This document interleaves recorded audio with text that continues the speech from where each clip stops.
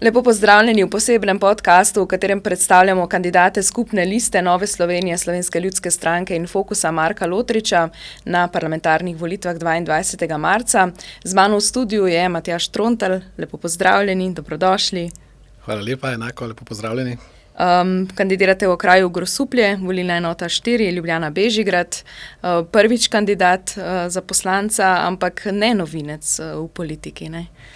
No, bi rekel, da ne, glede na dolgoletne moje izkušnje politične, tako na lokalni ravni v občini Grosuplje, kot tudi na državni ravni, nisem še kandidiral za poslanca, sem pa seveda praktično od ustanovitve lokalne skupnosti občine Grosuplje, to je moja občina, v kateri živim in ustvarjam, imam družino, in vedno na lokalnih volitvah kandidiral na listi Krščanskih demokratov in bi praktično v vseh mandatih tudi izvoljen v občinski svet. Tako da sem res dolgoletni občinski svetnik, obenem tudi predsednik občinskega odbora Nove Slovenije občine Grosuplje.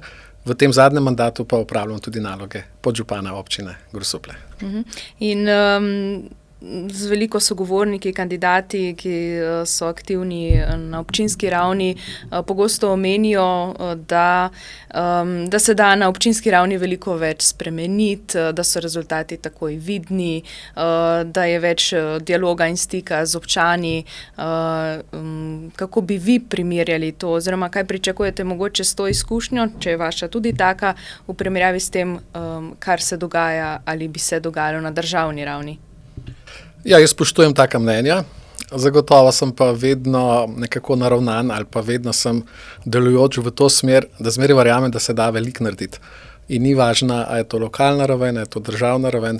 Gre se preprosto za to, da je potrebno z dobrimi predlogi, z argumenti oblikovati določeno večino in jaz verjamem, da za dobre ideje, dobre predloge se vedno najdejo tudi nekako bi rekel rešitve oziroma da se uspemo vsi skupaj, da se nekaj premakne, ker vedno je funkcija, bodisi na lokalni ravni, na državni ravni, da delamo za ljudi in tega ne smemo nikoli pozabiti. In takrat, ko je to na prvem mestu, potem verjamem, da se res marsikaj lahko zgodi. Nimam izkušnje iz državnega zbora, ampak sem pa prepričan, glede na to, kako delujem, da delujem v to smer, da iščem soglasje, da iščem podporo, ne nasprotnike, da potem sem prepričan, da bi lahko tudi na državni ravni marsikaj dosegli skupaj z ostalimi. Kot vedno rečem, to je ekipni šport, če temu tako rečemo, ta politika. Ste tudi strokovni sodelavec Nove Slovenije za področje zdravstva, tako da imate ta pogled, to področje v mezincu in predvidevam, da bi se tega tudi najbolj celovito lotili, če vam bo zaupana vloga poslanca. Ja, to je resno. Jaz bi tukaj mogoče tako rekel, da mi je zdravstvo profesionalna izbira. Zdravstvo ne samo v teoriji, torej ali pa zdravstveni sistem, kako je v teoriji na papirju, ampak v praksi. Tukaj mislim, da je moja velika prednost, da poznam, kako deluje sistem tako javni, tako tudi zasebni. In dejansko na podlagi tega lahko rečem, da res razumem ljudi, ki čakajo predolgo časa, razumem njihove stiske, njihove skrbi, tako da razumem tudi izmučene zdravstvene delavce, ki iz dneva v dan, rešujejo situacije take, kot so, torej določen tudi kaos, ki je nastal v zadnjem obdobju. In seveda razumem tudi vse tiste družine, ki se nenehno sprašujejo, a bomo dobili za svoje otroke pediatra, ženske boste dobile ginekologa. Skratka, zdi se mi to izjemno pomembno, da je potrebno, da razumeš, kako sistem deluje, kateri so resnični problemi in da potem, ko to razumeš, tudi res veš, da se nekako zavzemaš za prave stvari, za prave rešitve in Nova Slovenija tukaj ima izjemno veliko rešitev, ki dajo tako kratkoročne učinke, kot tudi malce bolj dolgoročne učinke. Tako da jaz zelo verjamem v ta program Nove Slovenije na področju zdravstva, ki smo ga oblikovali z številnimi strokovnjaki. Je pa po svoje lahko rečemo zelo preprost, vsebuje to, da je potrebno vzbuditi zanimanje ali pa zaupanje med vsemi deležniki v zdravstvu. Ne potrebujemo prepirov, ne potrebujemo opask, zmerjanj in ostalih stvari, potrebujemo zaupanje. In tako kot sem prej rekel, da sem kot posameznik nekako naravnan na to, da gradim zaupanje, sem prepričan, da tudi na tem področju bi lahko marsikaj dosegel z tega vidika skupaj z ostalimi na področju zaupanja, ker če bomo imeli zaupanje, potem bomo imeli tudi rešitve. Tako da tukaj se mi zdi ena od rešitev, se pravi prva to zaupanje, druga rešitev je zagotovo, da je potrebno skrajšati čakalne vrste. Skrajšati čakalne vrste zato, ker za nas v čakalnih vrstah niso številke, ampak so ljudje. Ljudje za svojimi zgodbami, svojimi boleznimi, poškodbami in vsemi ostalimi pridruženimi boleznimi.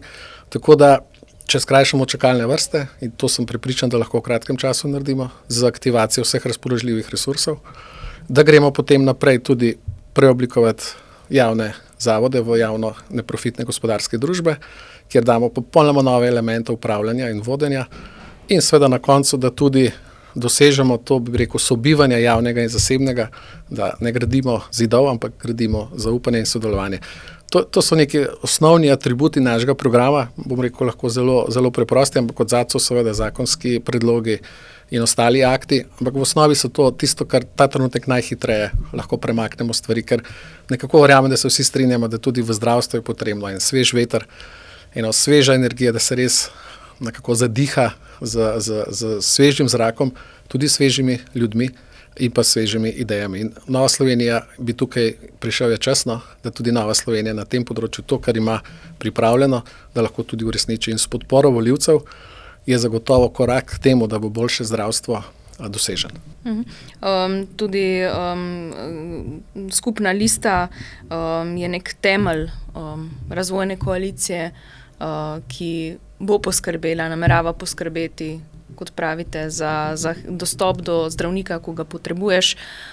V čem vi vidite še prednosti te povezanosti in tega, da ima skupna lista za cilj razvoj Slovenije? Zagotovo je to, ko se ljudje med seboj povezujejo, združujejo, sodelujejo, zagotovo pride sinergija. Dejstvo je, več ljudi, več glav, več ve, več idej, več rešitev, posebej še, če so kljub temu, bi rekel, podobno misleči.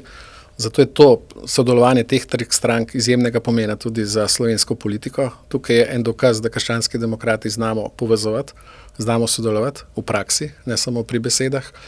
In bom rekel, vsi na nek način doprinašamo k tem, bom rekel, uspehu oziroma da se približamo k tej razvojni koaliciji, ki jo Slovenija tako potrebuje.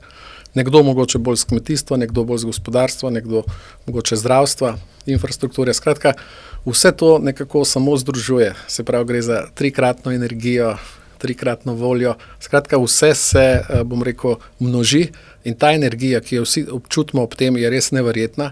Gre za iskreno sodelovanje, gre za sodelovanje, s katerim želimo Slovenijo premakniti naprej. In to so najboljše obete in sodelovanje v takih povezavah je res, bom rekel, izjemnega pomena. No? Dobra, bom rekel, izkušnja za vse nas, oblikujemo se nova prijateljstva, zavezništva, če temu tako rečemo, in pa seveda drugega bogatimo z znanjem, idejami in z vsemi ostalimi stvarmi, kar ponavadi pride, če se z nekom povezuješ. Tako da to je ena najlepših, bom rekel, obdobje, ne? Seveda pa trdo delamo na terenu, delamo še na programu. Skratka, smo tisti, ki ne samo pravim govorimo, ampak predvsem tukaj zelo močno delamo.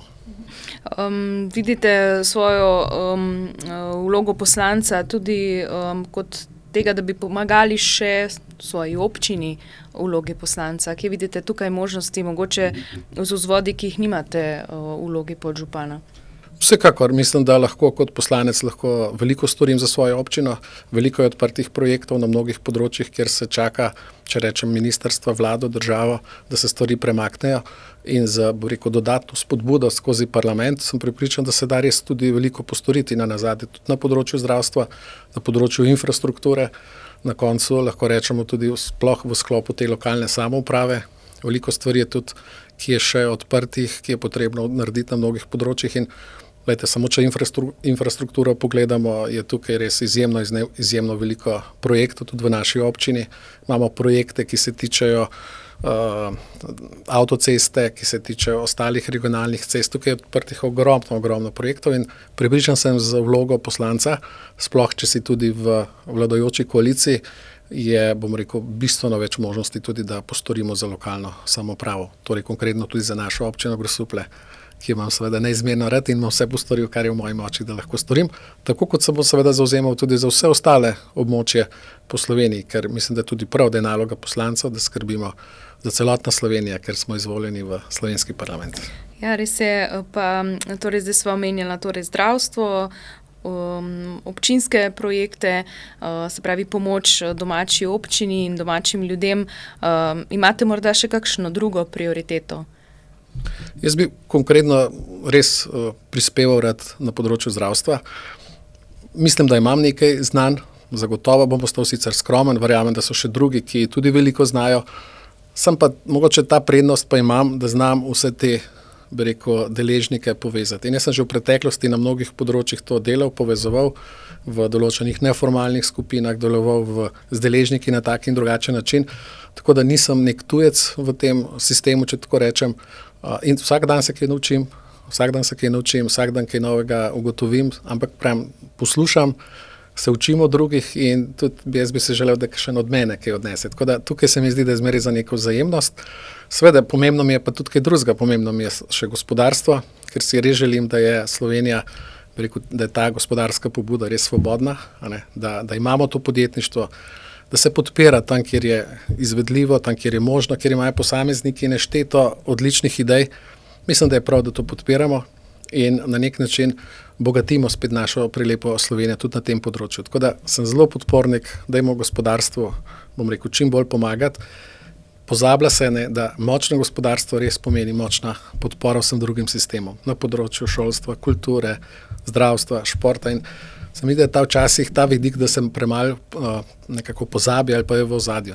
Da močno gospodarstvo, svobodno gospodarstvo, kjer je ta pobuda zaželjena, kjer gospodarstvo sodeluje ne samo znotraj Slovenije, ampak tudi s tujino, z drugimi državami in svetom, to daje eno posebno možnost, da lahko razvijamo tudi ostale panoge, ker tudi ostale panoge potrebujemo kulturo, potrebujemo šolstvo, dobro šolstvo, javno zdravstvo in to na nek način se zagotovi z dobrimi pogoji za gospodarstvo, z vzvodi, ki podpirajo gospodarske pobude, ker nešteto je res posameznikov, ki imajo podjetniško žilico, idejo in naloga države je, da to v okviru nekih regulativnih okvirjev spravi v podporo in pogon, ker tukaj so delovna mesta odzadaj, če so delovna mesta odzadaj, potem so torej zaposlitve, pomeni varno za družine.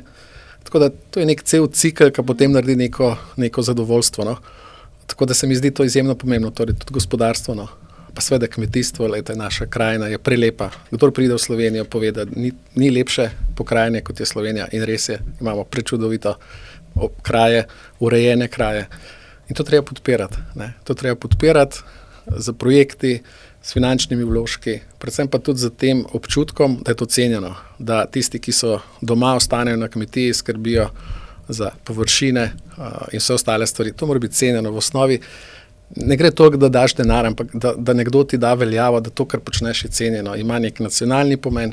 In to se mi zdi, da je vedno in na vseh teh področjih je ravno to. Ne gre vedno za denarno in mnogi posamezniki želijo bolj v tem smislu, da je njihovo delo cenjeno, častno, pa bi rekel vseeno tudi nagrajeno. Kako bi nagovorili svoje volivce, zakaj naj izberejo Matjaža Trontlja? Ja, jaz bi rekel tako, v osnovi zato, ker živim življenje takšno, kot ga živijo vsi ostali ljudje. Žena Marjana imava 3 odrasle otroke in poznam vsakodnevne skrbi, poznam, kaj pomeni delo, poznam, kaj pomeni veselje v družini in tudi vem, kaj pomenijo težki trenutki. In to sem že tudi na začetku rekel, iz tega naslova razumem res ljudi in poznam ljudi, ko zgodaj vstanejo pol 5, da pride čim prej v službo, da pošteno delajo svoje delo za pošteno plačilo. Poznam upokojence, ki skrbno obračajo vsak evro v okviru prenizke penzije.